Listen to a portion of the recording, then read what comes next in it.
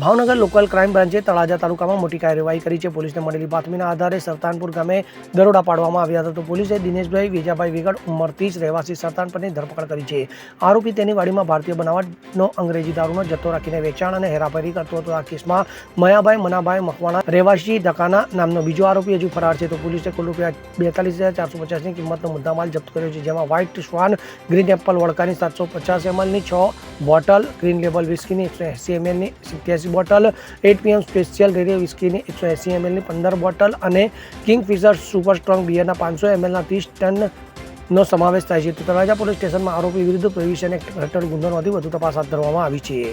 Bureau report CN24 news. હવે જુઓ દેશ દુનિયાની તમામ ખબરો તમારી આંગળીના ટેરવે. ઉઠાવો મોબાઈલ અને Google Play Store પરથી ડાઉનલોડ કરો અમારી CN24 ન્યૂઝ મોબાઈલ એપ.